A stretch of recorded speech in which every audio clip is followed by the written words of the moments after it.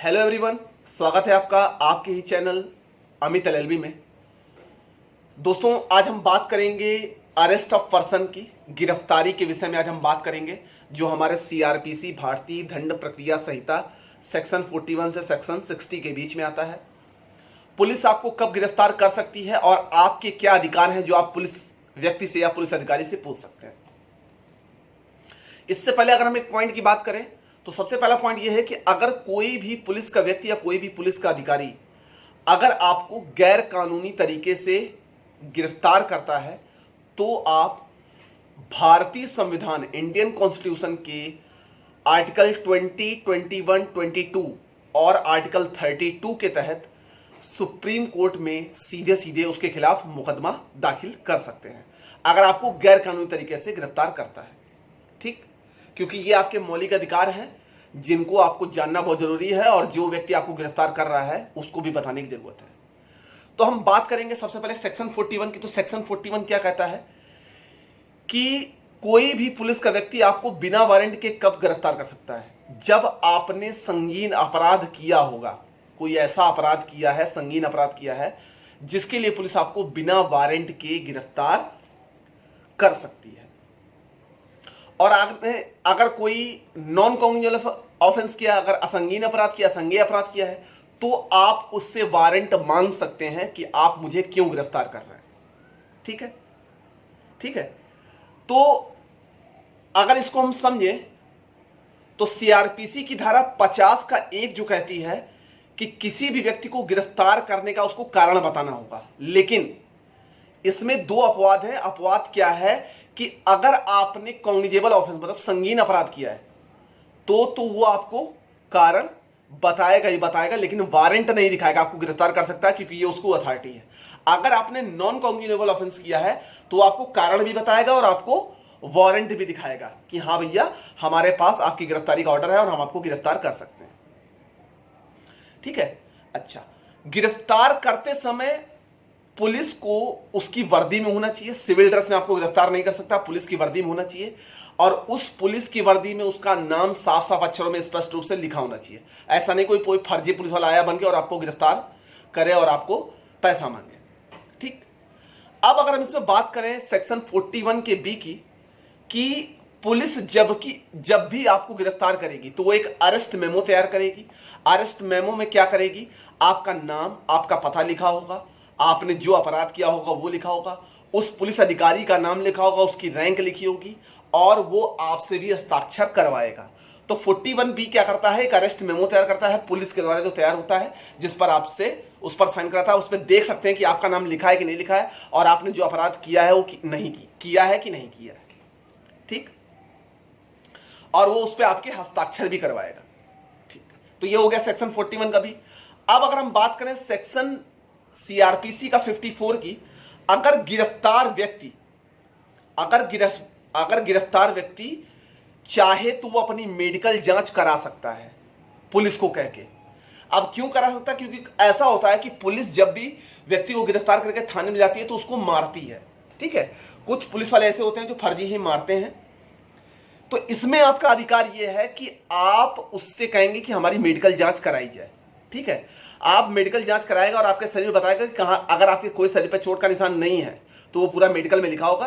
क्योंकि जब भी वो 24 घंटे के अंदर जब वो मजिस्ट्रेट के सामने आपको पेश करेगा, अगर आपके शरीर में कोई भी तकलीफ हुई होगी तो आप बता सकते हो कि मैंने मेडिकल जांच कराने के पहले मेरे शरीर पर कोई चोट नहीं थी और इन्होंने मेरे साथ बदसलूकी की है, इन्होंने मुझे मारा है। तो उस पुलिस वाले के खिलाफ मुकदमा दर्ज हो सकता है, उसकी वर्दी जा सकती है, वो सस्पेंड हो सकता है। तो ये सीआरपीसी की धारा 54 कहती है, ये आपका अधिकार है, आप उससे कह सकते हैं कि भाई मेरा मेडिकल चेकअप कराया जाए। और ये बात ध्यान रखिए कि हर 48 घंटे अंदर मेडिकल चेकअप होता रहता है। ठीक। अब बात करें सीआरपीसी की धारा 57 के बारे में, तो सीआरपीसी की धारा 57 कहती है कि तहत पुलिस किसी भी व्यक्ति को 24 घंटे से ज्यादा जेल में नहीं रख सकती, उसको मजिस्ट्रेट के सामने प्रस्तुत करना ही होगा। ये उसका कर्तव्य है कि वो 24 घंटे के अंदर आपको मजिस्ट्रेट के सामने प्रस्तुत करे। सीआरपीसी की धारा 56 के तहत मजिस्ट्रेट से इजाजत लेनी होगी। अगर वो आपको जेल में रखता है तो उसको मजिस्ट्रेट से इजाजत लेनी होगी सीआरपीसी की धारा 56 के तहत, और उसको कारण बताना होगा कि वो आपको क्यों जेल में रखना चाहता है। ठीक। अब अगर इसमें हम बात करें सेक्शन 41D की, तो सेक्शन 41D कहता है कि अगर कोई पुलिस का व्यक्ति आपको गिरफ्तार करता है और आपसे पूछताछ करता है, मान लीजिए आपको गिरफ्तार किस और थाने पे ले गया और आपसे पूछताछ करता है, ठीक, पूछताछ करने के लिए जब वो आपसे पूछताछ करेगा तो आपके पास ये अधिकार है कि आप उससे कहेंगे कि मुझे मेरे वकील से बात करनी है या मुझे मेरे परिजन से बात करनी है, तो उसको ये बात करानी ही होगी। अगर वो नहीं कराता है तो मान लीजिए वो आपको धमकाता है, डराता है, तो ये किताबी बात है। हकीकत क्या है ये आप अच्छी तरीके से जानते हैं, तो आप हकीकत जैसा फेस हो वैसा करना चाहिए। अगर आदमी जिगरे वाला है तो वो उससे बहस करे, जबान लड़ाए, लेकिन उनकी वर्दी को न टच करे, उनको हाथ न टच करे। तो आप उससे कह सकते हैं कि मुझे मेरे वकील से बात करनी, तभी मैं आपके किसी भी जवाब का उत्तर दूंगा, किसी भी क्वेश्चन का उत्तर दूंगा। तो आप वकील से या परिजन से बात कर सकते हैं, ये हमारा सेक्शन 41 का डी कहता है, ठीक, कि आप अपने वकील को बुला सकते हैं और उसके तहत आप उनके क्वेश्चन का आंसर देंगे उनके सामने। अगर मान लीजिए कोई महिला है, अगर किसी महिला को गिरफ्तार करना है, तो महिला को गिरफ्तार करने का सीधा सीधा प्रावधान है सीआरपीसी की धारा 46(4) में, कि महिला को सूरज डूबने के बाद और सूरज उगने से पहले आप गिरफ्तार नहीं कर सकते हैं। हां, अगर कोई उस महिला ने संगीन अपराध किया है तो महिला को गिरफ्तार तभी किया जा सकता है जब वो मजिस्ट्रेट से ऑर्डर लेके आए, तब उसको गिरफ्तार कर सकता है, ठीक। और इसी में सीआरपीसी का सेक्शन 46 ये कहता है कि महिला को एक महिला अधिकारी या महिला कांस्टेबल ही गिरफ्तार कर सकती है, ठीक।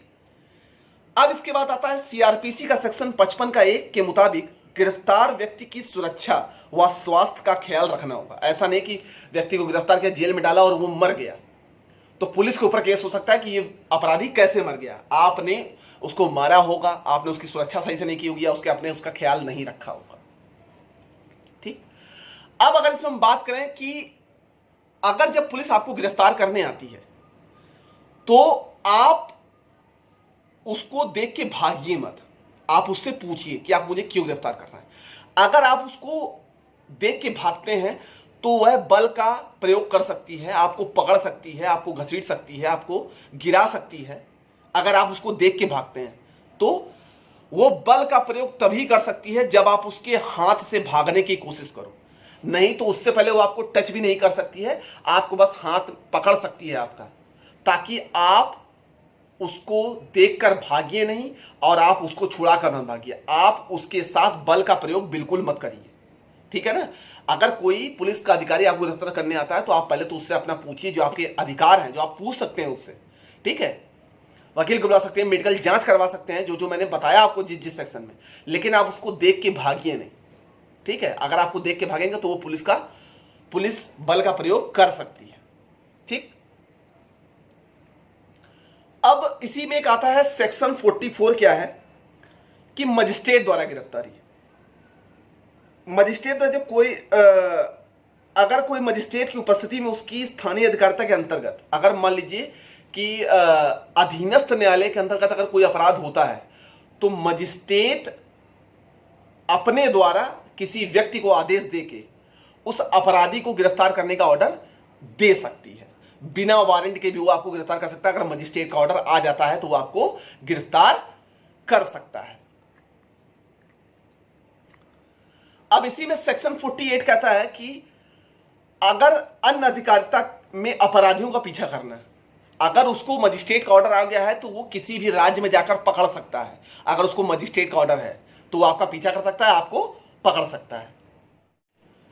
अब इसी में सेक्शन 49 कहता है कि अनावश्यक अवरोध न करना।